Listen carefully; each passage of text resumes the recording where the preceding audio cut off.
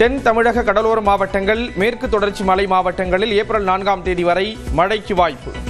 வரும் 5 மற்றும் 6ஆம் தேதிகளில் தமிழகத்தில் மிதமான மழை பெய்யும் என்றும் வானிலை மையம் கணிப்பு.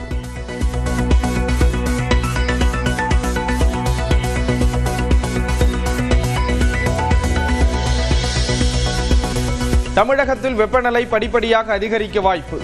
ஏப்ரல் 3 முதல் 5ஆம் தேதி வரை அதிகபட்ச வெப்பநிலை 3 டிகிரி செல்சியஸ் வரை அதிகரிக்கும் என வானிலை மையம் கணிப்பு.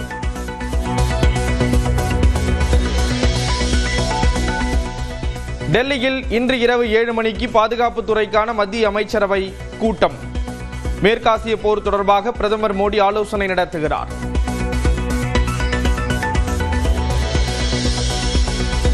மேற்கு வங்க முதலமைச்சர் மம்தா பானர்ஜி பயணித்த ஹெலிகாப்டர் நடுவானிலேயே திரும்பியதால் பரபரப்பு. மோசமான வானிலை காரணமாக மம்தா தனது பயணப்பாதையை மாற்றியதாக தகவல். திமுக கூட்டணியில் 4 தொகுதிகளிலும் உதயசூரியன் சின்னத்தில் களம் காண இருப்பதாக மதிமுக முடிவு. சீர்காழி தொகுதியில் தனிச்சின்னத்தில் போட்டி என அறிவித்திருந்த நிலையில் மாற்றம்.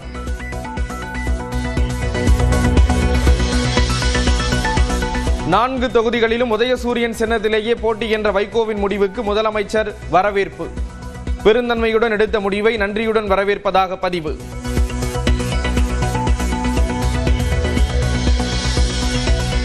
காங்கிரசுக்கான 28 தொகுதிகளில் சில தொகுதிகளுக்கான வேட்பாளர்களை இறுதி செய்வதில் இழுபறி.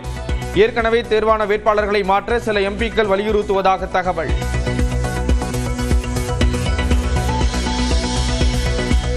வேட்புமனு தாக்கலுக்கு இன்னும் 5 நாட்களே அவகாசம் உள்ள போதும் வெளியாகாத பாஜக வேட்பாளர் பட்டியல். ஒரு தொகுதிக்கு 3 பேரின் பெயர்களை பரிந்துரைத்துள்ளதாக நயினார் நாகேந்திரன் தகவல்.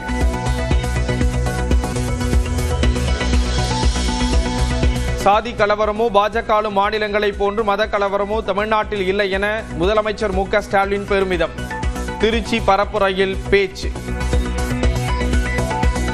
தமிழ்நாட்டில் ஜாதி கலவரம் இல்லை, பாஜக ஆளுகிற மாநிலத்தை போல மத கலவரங்கள் இல்லை, உத்தரப்பிரதேசத்தை போல கும்பல் வன்முறை இல்லை.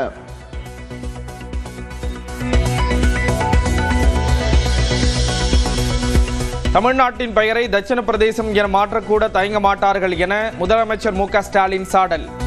பாஜகவுடன் சேர்ந்து முழு சங்கியாக எடப்பாடி பழனிசாமி மாறிவிட்டதாக முதலமைச்சர் விமர்சனம். இவங்க வந்தா தமிழ்நாட்டோட பேரை தட்சிண பிரதேசம் கூட மாற்றவும் தயங்க மாட்டாங்க. முழுசா சந்திரமுகியாவே மாறி இருக்கிறார் பழனிசாமி. அதாவது முழு சங்கியாகவே மாறிவிட்டார்.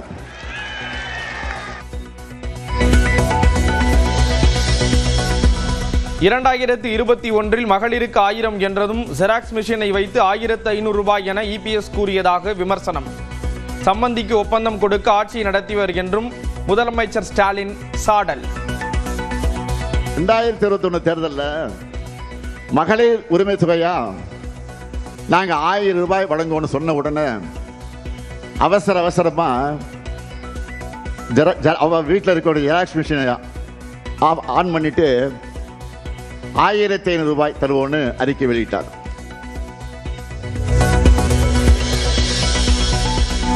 மாப்பிள்ளை இவர்தான், ஆனால் சட்டை என்னுடையது என்ற காமெடி போல் அதிமுக பாஜக கூட்டணி உள்ளது. முதலமைச்சர் மு.க. ஸ்டாலின் விமர்சனம். மாப்பிள்ளை அவர்தான், ஆனால் அவர் போட்டிருக்க சட்டை என்னோடதுன்னு நம்ம சூப்பர் ஸ்டார் நடிச்ச படையப்பா படத்தில் வர்ற காமெடி மாதிரி இருக்கு. தமிழ்நாடு எப்படி வளர்ந்துள்ளது என இங்கே வந்து ஒரு வாரம் தங்கி பாருங்கள். பிரதமர் மோடிக்கு முதலமைச்சர் மு.க. ஸ்டாலின் அழைப்பு. மாண்புமிகு பாரத பிரதமர் மோடி அவர்களே, தமிழ்நாட்டுக்கு வாங்க. ஒரு வார காலம் இங்கே தங்கி இருந்து எங்க தமிழ்நாடு எப்படி தலை நிமிர்ந்து சிறந்த தமிழ்நாடா இருக்குன்னு தெரிஞ்சுக்குங்க. நெல்லையில் நாளை மறுநாள் 2ஆம் கட்ட பரப்புரையை தொடங்கும் முதலமைச்சர் மு.க. ஸ்டாலின். மாலை 5 மணிக்கு பாளையங்கோட்டையில் நடக்கும் கூட்டத்தில் உரையாற்ற உள்ளார்.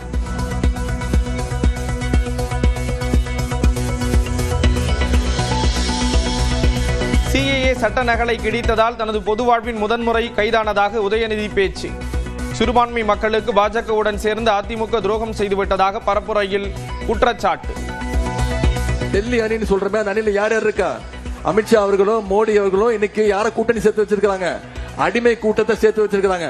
நீங்க எல்லாம் முரட்டு அடிமை பார்த்திருப்பீங்களா? முரட்டு பக்தர்கள் பார்த்திருப்போம், முரட்டு தொண்டர்கள் பார்த்திருப்போம். இன்னைக்கு இந்தியாவிலே ஒரு மிகச்சிறந்த நம்பர் 1 முரட்டு அடிமையா திரு எடப்பாடி பழனிசாமி அவர்கள் இருக்கிறார். தேர்தலுக்கு பின் விஜயுடன் கூட்டணி அமைப்பது குறித்து பிரதமரும் எடப்பாடி பழனிசாமியும் முடிவு செய்வார்கள். முன்னாள் அமைச்சர் MC சம்பத் நியூஸ் 18 நேர்காணலில் விளக்கம். ஒருவேளை பெரும்பான்மை பெறாத பட்சத்தில் விஜய்க்கு ஒரு கணிசமான தொகுதி கிடைச்சா நாங்கள் விஜயோட ஆலோசிப்போம் அப்படின்ற வியூகத்தெல்லாம் சொல்றாங்க. அது பிரைம் மினிஸ்டர் ஆஃப் இந்தியாவுடையும் எங்களுடைய கழகத்துடைய பொதுச் செயலாளருடைய முடிவு. அதுக்குள்ள நாங்கள் போக விரும்பல, பட் அதுக்குள்ள டீப்பா புதுச்சேரியில் ஏப்ரல் 5க்கு பதில் 4ஆம் தேதி தவிக தலைவர் விஜய் பரப்புரை செய்ய காவல்துறை அனுமதி. 4 இடங்களில் 4 மணி நேரம் மட்டுமே பரப்புரை செய்ய வேண்டும் என கட்டுப்பாடு. தமிழ்நாட்டில் யாருக்கும் பெரும்பான்மை கிடைக்கவில்லை என்றால் விஜய் ஆதரவை கோருவோம். இந்திய குடியரசுக் கட்சியின் தேசிய தலைவரும் மத்திய அமைச்சருமான ராம்தாஸ் அத்வாலே பேட்டி.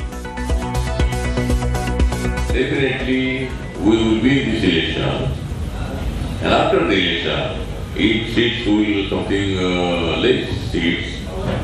Definitely, NDA will take the support from Vijay, and we will form the government in Tamil Nadu. That is also our stand now. தன்னையும் நம்பாமல் மக்களையும் நம்பாமல் இருப்பவர்தான் 2 தொகுதிகளில் போட்டியிடுவார்கள். சினிமாவில் தான் உச்சம் என பேசுபவருக்கே நம்பிக்கை இல்லை என விஜயை மறைமுகமாக குறிப்பிட்டு சீமான் விமர்சனம். பெரிய ஹீரோனா தனிச்சு நிக்கணும்டா, ஒரே தொகுதியில் நிக்கணும்டா, கான்பிடன்ட் வேணும்டா, நம்பிக்கையோடு இருக்க நாம வெல்லுவோம். உனக்கே நம்பிக்கை இல்ல, எதுக்கு 2 தொகுதியில் போய் நிக்கிற? டேய் 2 முறை நின்று தோத்துக்கண்டா நானு.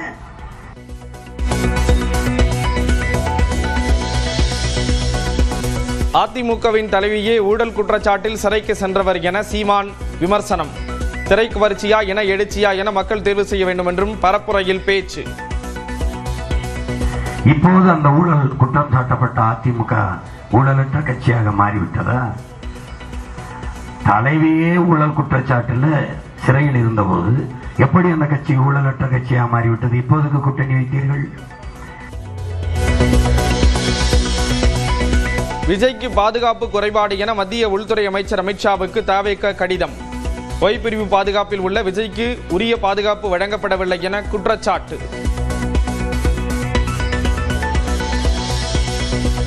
விஜய்க்கு பாதுகாப்பு கோரி பதவியில் இல்லாத அதிகாரி அஜய்குமார் பல்லாவுக்கு கடிதம் எழுதிய தவிக. புகார் மனுவில் எழுத்துப்பிழைகள் இருந்ததாலும் குழப்பம்.